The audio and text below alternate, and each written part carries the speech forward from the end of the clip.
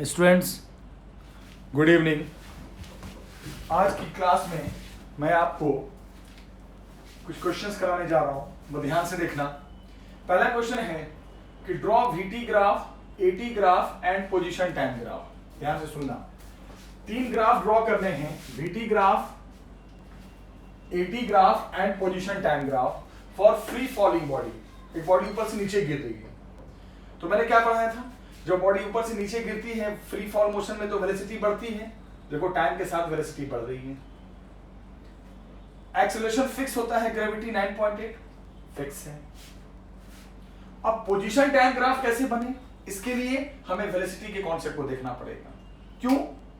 क्योंकि position time graph का slope ही velocity देता है।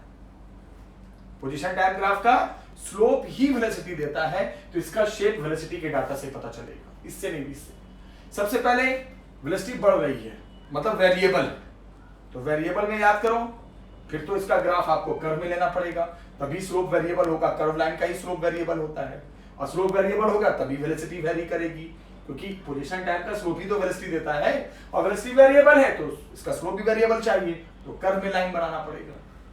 अब वेरिएबल में इंक्रीजिंग है तो कर्व ऐसे बनाना पड़ेगा, तभी स्लोप बढ़ता जाएगा। देखो टेंजेंट खींच के देखो, एंगल बढ़ता जाएगा। तो वेलोसिटी इंक्रीजिंग तो पोजीशन टाइम का स्लोप भी इंक्रीजिंग चाहिए। इंक्रीजिंग का कर्व ऐसे होता है, टेंजेंट बढ़ता, स्लोप बढ़ता जाएगा। अब बोला नहीं, इस सवाल में बॉडी नीचे से ऊपर जा रही है, तो नीचे से ऊपर जाने में जैसे जाती है तो वेलोसिटी टाइम के साथ कम होती है। ए तो अभी भी फिक्स रहता है जी के बराबर।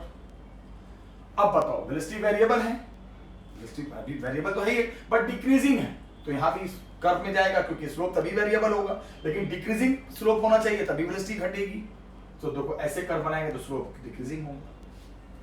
पोजीशन टाइम ग्राफ का शेप वेलोसिटी के डाटा से पता चलता है। वेलोसिटी इंक्रीजिंग वेरिएबल, तो वेरिएबल में कर्व, और कर्व में कैसा वेलोसिटी इंक्रीजिंग है तो स्लोप भी ऐसा बनाना, कर्व भी ऐसा बनाना जिसका स्लोप इंक्रीजिंग में जाए।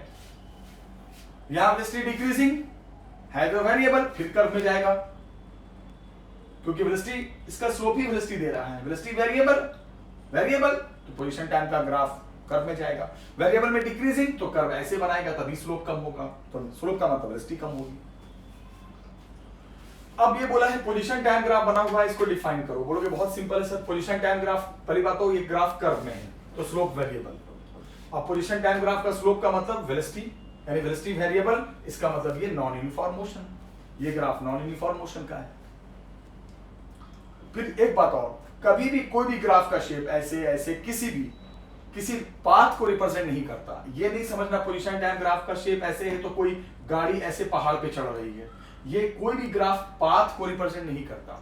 ग्राफ हमेशा दो वेरिएबल के बीच रिलेशन होता है, दो वेरिएबल के बीच रिलेशन होता है, ना कि ग्राफ का कोई भी शेप पाथ को रिप्रेजेंट करता है। पाथ को रिप्रेजेंट नहीं करता, रास्ते को रिप्रेजेंट नहीं करता। फिर इसमें आया कि ग्राफ को डिफाइन करो। ये पोजीशन टाइम ग्राफ, ये वेलोसिटी टाइम ग्राफ, दोनों में एक कॉमन चीज है। कॉमन चीज क्या है बताता हूं, जैसे सुनो।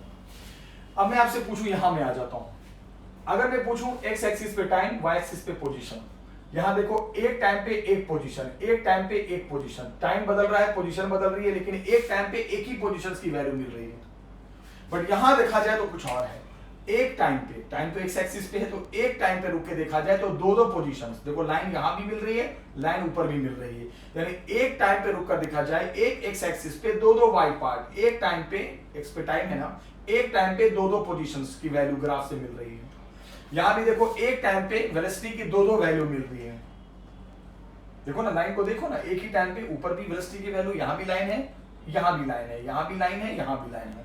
एक ही टाइम पे यहां भी वेलोसिटी है, यहां भी वेलोसिटी है। क्यों? यहां भी लाइन है तो यहां भी वाई कोऑर्डिनेट होगा, वेलोसिटी होगी, यहां भी वाई कोऑर्डिनेट होगा, वेलोसिटी होगी।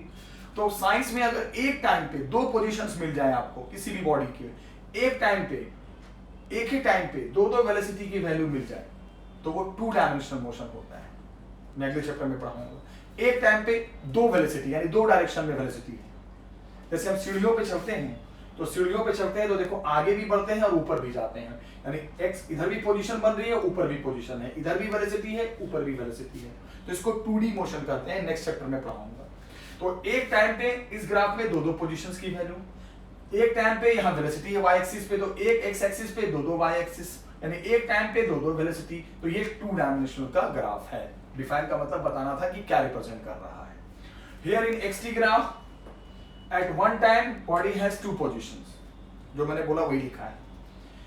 VT graph at one time we have 2 velocity, इसका मतलब this is 2 dimensional motion, 2D motion का ग्राफ। इस ग्राफ में ये स्पीड टाइम ग्राफ है, इसको भी डिफाइन करो। मैं बोलूंगा ये ग्राफ दिस इज रॉन्ग, फिर लोगों ने बोला ये रॉन्ग ग्राफ क्यों है सर, रॉन्ग ग्राफ क्यों है, ऐसे तो रॉन्ग क्यों बोल दोगे? तो उसके पीछे वजह बताया गया कि देखो स्पीड कभी नेगेटिव नहीं होती, याद रखना। वेलोसिटी नेगेटिव हो सकती है क्योंकि उसकी डायरेक्शन होती है, स्पीड नहीं होती क्योंकि उसकी डायरेक्शन नहीं होती। और यहां देखो तो स्पीड वाई एक्सिस पे, तो देखो यहाँ का वाई पार्ट, यहाँ का सब स्पीड नेगेटिव में मिलेगा, सब स्पीड नेगेटिव में मिलेगा। तो स्पीड कुछ जगह नेगेटिव में मिल रही है क्योंकि स्पीड वाई एक्सिस पे है, तो देखो अगर हम इस क्वाड्रेंट में आ जाए तो वाई एक्सिस सब नेगेटिव हो गया, सब वाई पार्ट नेगेटिव, सब स्पीड नेगेटिव। इधर भी देखो सब स्पीड नेगेटिव, और साइंस में स्पीड नेगेटिव नहीं होती, इसलिए graph wrong. This is wrong graph because speed can't be negative. फिर एक और ग्राफ है, ये टोटल पाथ लेंथ और टाइम के बीच ग्राफ है। तो टोटल पाथ लेंथ का मतलब डिस्टेंस होता है, आप याद करो। एक होता है शॉर्टेस्ट पाथ लेंथ, तो वो डिस्प्लेसमेंट, और एक टोटल पाथ लेंथ यानी एक्चुअल रास्ता, वो होता है डिस्टेंस।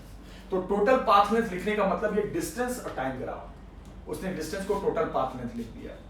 तो ये भी रॉन्ग है, मैं बताता हूं। आप कहीं से गए और लौट के आए या मूव कर रहे हो मोशन में, तो मोशन में डिस्टेंस और डिस्प्लेसमेंट कैसे निकालते हैं, सब पढ़ाया था मैंने। डिस्प्लेसमेंट निकालने के लिए हम जहां से चले हैं जहां पे रुक गए हैं, बस उसको देखा जाता है, वही रास्ता, shortest path, the line joining initial and final position. But distance में ऐसा नहीं होता। डिस्टेंस में आप जहां जहां मूव करते हो सभी को लिया जाता है, हर एक पाथ को लिया जाता है, हर फुटप्रिंट्स को जोड़ा जाता है। तो डिस्टेंस कभी नेगेटिव नहीं होता, सॉरी डिस्टेंस कभी डिक्रीजिंग नहीं होता, घट नहीं सकता, जहां जहां जाओगे सब ऐड होता जाएगा। बट इस ग्राफ में देखो टाइम बढ़ता गया, डिस्टेंस बढ़ता गया, सही है। फिर टाइम जैसे जैसे बीत रहा है, बट यहां देखो डिस्टेंस कम होने लगा, क्योंकि डिस्टेंस है ना, देखो डिस्टेंस है ना, यहाँ पे डिस्टेंस टाइम के साथ कम हो रहा है, ये तो हो नहीं सकता। टाइम के साथ डिस्टेंस हमेशा बढ़ते जाता है, कम नहीं होता। तो ये सही था कि टाइम के साथ डिस्टेंस बढ़ रहा है, दिस इज ओके। बट ये लाइन गलत हो गया क्योंकि टाइम के साथ डिस्टेंस कम हो रही है, डिस्टेंस है ना वाई एक्सिस पे, वाई कम होता जा रहा है, ये तो पॉसिबल नहीं है। फिर टाइम के साथ डिस्टेंस बढ़ रहा है, ये तो सही है, दिस इज सही, this is right, but this is not right, इसलिए ग्राफ ओवरऑल रॉन्ग। सब लिखा है मैंने, जो मैंने बोला सब लिखा है।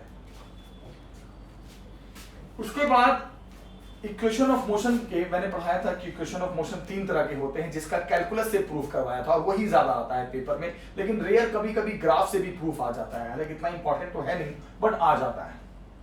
तो ग्राफ से मैं तीनों फॉर्मूले का प्रूफ कर रहा हूं। तो प्रूफ करने के लिए मैंने सबसे पहले कौन सा ग्राफ लेंगे, वीटी ग्राफ लेंगे, वेलोसिटी टाइम ग्राफ, तभी प्रूफ हो पाए, पोजीशन टाइम से नहीं होगा। और एक लाइन लेंगे एबी, लेकिन ये ध्यान रखना कि AB में से जो A एंड है वो हमने वेलोसिटी वाले एक्सिस पे टच करा दिया है। तो इससे क्या होगा, जब वेलोसिटी एक्सिस पे टच होगा तो वहां पे टाइम 0 होगा, एक्स एक्सिस पे टाइम है ना, वो 0 लेना पड़ेगा। ऑब्वियसली एक्स एक्सिस पे कोई लाइन टच हो जाए तो वहां वाई कोऑर्डिनेट नहीं होता, और कोई लाइन वाई एक्सिस पे टच हो जाए तो वहां एक्स कोऑर्डिनेट नहीं होता। तो हमने इस AB लाइन को A एंड Y एक्सिस पे रखा है, तो इसका मतलब यहाँ का एक्स कोऑर्डिनेट नहीं होगा, यानी टाइम है ना एक्स पे नहीं होगा। और y कोऑर्डिनेट तो लेना पड़ेगा, वेलोसिटी में उसको u मान लिया, वेलोसिटी को u भी तो मान सकते हैं। तो a एंड का x कोऑर्डिनेट नहीं, क्योंकि y एक्सिस पे टच हो रहा है, और y कोऑर्डिनेट होगा, और y कोऑर्डिनेट y थोड़ी मानेंगे, वेलोसिटी है y एक्सिस पे तो वेलोसिटी के फॉर्म में मानेंगे, u मान लिया। b एंड है वो x y दोनों के बीच में है, टाइम और वेलोसिटी दोनों के बीच में है, तो दोनों कोऑर्डिनेट होगा बस।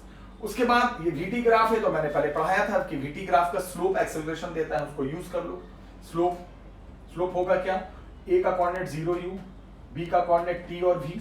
स्लोप क्या होता है, difference of y coordinate upon difference of x coordinate. और स्लोप जानते हो क्या है पहले से, स्लोप किसमें बदलता है, एक्सेलरेशन, यानी a बराबर लिख देंगे v minus u by t minus 0, a is equal to v minus u by t, cross multiply करो, v minus u is equal to at, बहुत इजी है, v is equal to u plus at, आ गया पहला formula, v is equal to u plus at। कुछ नहीं, एक line खींच दो और vt ग्राफ में लाइन का जो स्लोप होता है वो स्लोप निकाल दो, और स्लोप किसके बराबर होता है पहले से जानते हो, एक्सेलरेशन के बराबर कर दो, आ जाए। अब यहां पे बच्चे दूसरा फॉर्मूला मैं प्रूव करने जा रहा हूं, सेकंड सेकंड फॉर्मूला में देखना, मैंने ये भी पढ़ाया था आप लोगों को, आपको याद है या नहीं याद है, कि वीटी ग्राफ में कोई लाइन का स्लोप एक्सेलरेशन देता है, लेकिन मैंने एक और बात बताई थी कि अगर वीटी ग्राफ में हम उस लाइन को एरिया में बदल दे, तो इस ये लाइन जो ए बी है इसको हमने एक शेप में बंद कर दिया। कैसे शेप में बंद कर, यहाँ से परपेंडिकुलर डाल दिया। ये जो लाइन ए बी था वो परपेंडिकुलर डाल देंगे दोनों एंड से, एक एंड से तो बंद है ही है, एक एंड से तो डाला हुआ है परपेंडिकुलर, इधर से खुली लाइन इसको बंद करके मैंने पढ़ाया था लाइन से शेप बना दो। अब जो शेप बनता है उसका एरिया निकाल दो, क्योंकि एरिया डिस्टेंस देता है हम पहले से जानते हैं। तो शेप क्या बन गया, ट्रेपीजियम बन गया।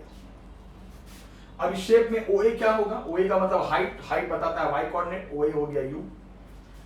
ये हाइट यहाँ की BC है, हाइट हमेशा किसी पॉइंट का बताता है y कोऑर्डिनेट, BC है v। ये डिस्टेंस क्या है, हॉरिजॉन्टल डिस्टेंस, ये हमेशा x कोऑर्डिनेट बताता है, यानी OC है t।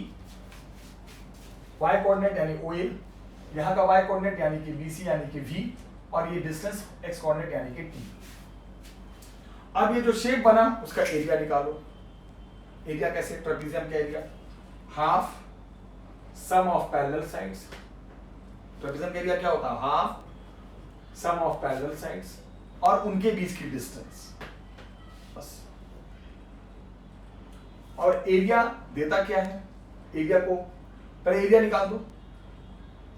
पहले शेप बनाया, लाइन, लाइन से शेप, शेप क्या बना, ट्रेपीजियम, तो ट्रेपीजियम का area half sum of parallel sides into उनके बीच की डिस्टेंस। एरिया हाफ, OA का मतलब u जो ग्राफ से दिख रहा है, BC का मतलब v लिख दिया, OC का मतलब यहाँ टाइम, टाइम है ना लिख दिया। अब एरिया होता क्या है पहले से जानते हैं, एरिया को रिप्लेस करके s, जैसे स्लोप a से रिप्लेस होता है VT ग्राफ में, तो एरिया s से रिप्लेस हो गया। अब बाकी हाफ v u t सब लिख दिया। अब क्या करेंगे, अभी मैंने क्या प्रूफ किया, v equal to u plus AT, तो जहां v है उसके जगह पे लिख देंगे u प्लस AT, बस। तो s is equal to half v के जगह पे u plus AT, plus u पहले से है, t पहले से है। अब s बराबर half u plus u 2u, और t को भी ब्रैकेट के अंदर ले लो, 2ut, AT into t, AT square. फिर हाफ जो था पहले से बाहर वो भी ब्रैकेट के अंदर लास्ट में ले लो, तो ये कट जाएगा, तो ut और ये प्लस हाफ AT स्क्वायर, कुछ नहीं, s बराबर ut plus half AT square. VT graph का एक लाइन बना लेना, स्लोप एक्सेलरेशन देता है, उससे चलना, ये फॉर्मूला आ जाएगा। बंद करके एरिया निकालना और एरिया डिस्टेंस के बराबर रख देना, एक एरिया S होता है तो दूसरा फॉर्मूला आ जाएगा।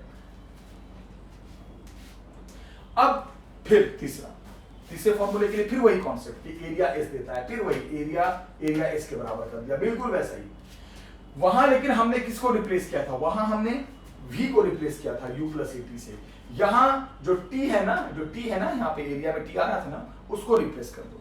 कैसे, t बराबर v minus u by a। अरे यार a इज इक्वल टू यहाँ से है, देखो v minus u by t आया था ना, तो t यहाँ से करेंगे तो क्या आ जाएगा, v minus u by a। तो क्या हो गया, एरिया s हाफ रहा हाफ, u रहा u, v रहा v, बस t रिप्लेस हो जाएगा v मान t के जहाँ पे आ जाएगा v minus u by a। अब क्या हो गया, s हाफ रहा हाफ, a प्लस b और a माइनस b, ऊपर देखो तो मिलके बन गया a square minus b square upon 2a। Cross multiply कर दूं तो v square minus u square is equal to 2as, u square को उधर लेके चले जाओ, v square is equal to u square plus 2as। तीसरा फॉर्मूला भी आ गया। ग्राफ से अगर प्रूफ करने है तो पहले VT ग्राफ, लाइन को यहां से टच कराना, कोऑर्डिनेट डिसाइड करना, इस लाइन का स्लोप एक्सेलरेशन देता है, उस कॉन्सेप्ट से चलना पहला, बंद करके एरिया निकाल देना, एरिया डिस्टेंस देता है, उससे चलना तो दूसरा, फिर उसी एरिया में t रिप्लेस कर देना तो आ जाएगा तीसरा। इसमें v को रिप्लेस किया u प्लस AT से, यहाँ t को रिप्लेस करेंगे v minus u by a से, आ जाएगा दोनों फॉर्मूला। तो ये ग्राफ के सारे क्वेश्चंस मैंने करा दिए, मुझे लगता है समझ में आ गया होगा। नेक्स्ट लेक्चर में मैं एक नए टॉपिक के साथ आऊंगा नेक्स्ट वीडियो में। तो आज के लिए हम इतना ही देखते हैं, इसको देखना, वीडियो देखना, रिवीजन करना एंड नोट्स बनाना। तो आज के लिए हम इतना ही रखते हैं बच्चे, थैंक यू वेरी मच।